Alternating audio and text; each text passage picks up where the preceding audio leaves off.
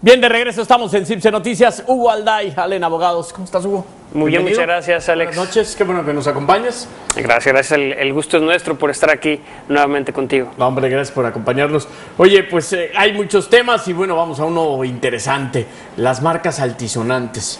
O sea, sí hay gente que se atreve a usar ciertas palabras para ciertas cosas.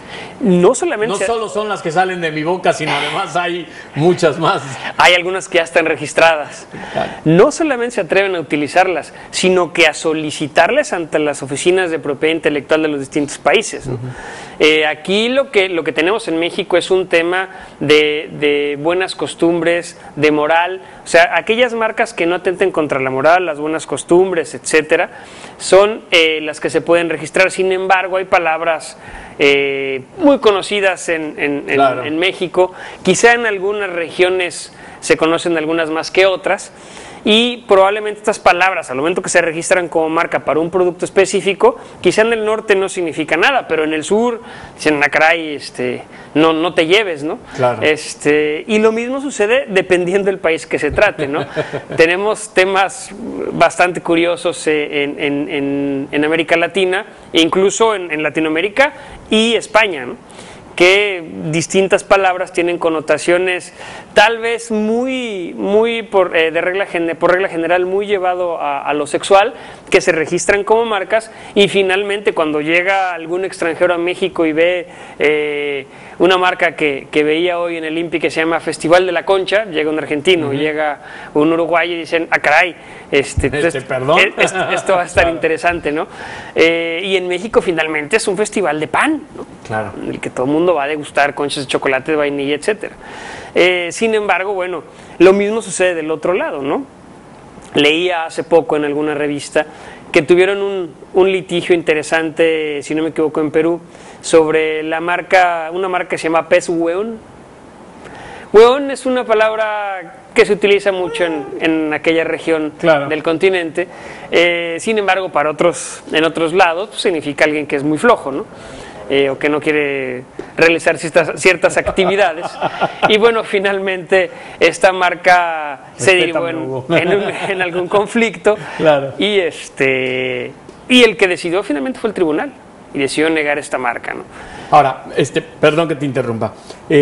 Tocas algo interesante que tiene que ver con, bueno, lo que suceda en Argentina, en Chile, en Perú, a lo que pasa en México. Efectivamente hay palabras comunes y hay otras que no. Así es. ¿Qué sucede si, por ejemplo, llega alguien efectivamente de México que exporta su producto a Argentina y de repente pues significa otra cosa ahí y aquí pues no? ¿Qué sucede? Eso es lo que hace interesante el sistema de marcas, porque si yo tengo una marca registrada en México que ha sido exitosa en algún producto, pero la traslado a España o la traslado a Argentina y tiene un significado contrario a la moral y a las buenas costumbres, la oficina de ese país me va a decir, momento, aquí no se puede registrar tu marca, tiene impedimento.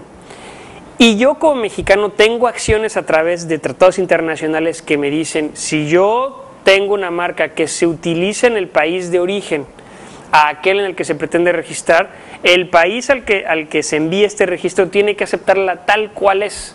Hay un convenio internacional que se llama Convenio de la Unión de París o Convenio de París para la protección de la propiedad industrial, y es la cláusula 6 que dice que las marcas tienen que registrar tal cual es, o sea, de la manera en la que se utiliza en ese país puede ser registrada en el país al que se quiere llegar. Entonces aquí finalmente quien va a decidir si te la concede o no es el Poder Judicial. Le trasladan la responsabilidad de los usos y costumbres o la responsabilidad de la moralidad o de la forma en la que se expresa la sociedad de ese país a una autoridad judicial. Lo cual implica también pues un poco más de gasto para la empresa, ¿no? Finalmente va a llevar un litigio, y esto va a necesitar de algún abogado que lleve a cabo esta situación en el país en el que se trate. Yo conozco a uno que puede ser. Oye, mi estimado Hugo, y bueno, y se me ocurre ahora, por ejemplo, en la zona donde vivimos, pues hay muchas palabras en maya, por ejemplo. Claro. Tengo una que está así en la punta de la lengua, que no puedo decirla, pero ¿qué pasa con esas, por ejemplo? Si yo, por ejemplo, pongo un producto en maya y pues sí, se va a cualquier parte del país o se puede ir hasta Sudamérica. Claro. Y con ese nombre, ¿qué pasa?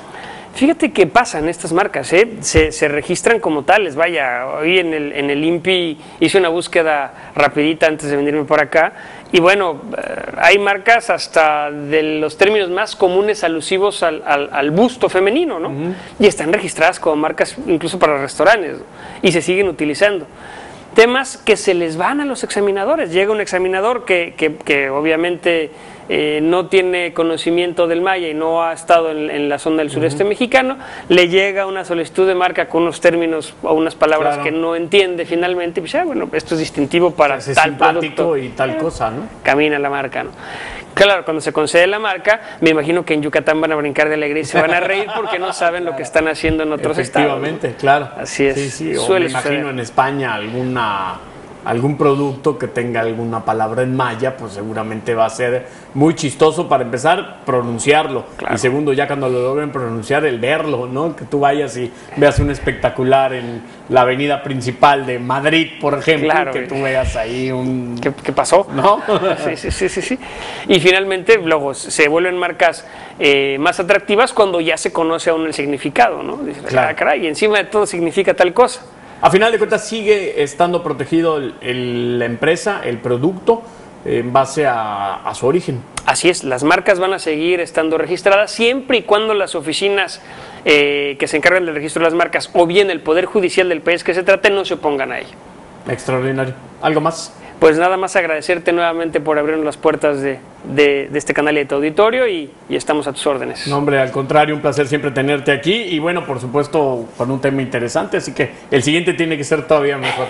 Y pues esperamos, ¿cuáles son las marcas que quieres registrar?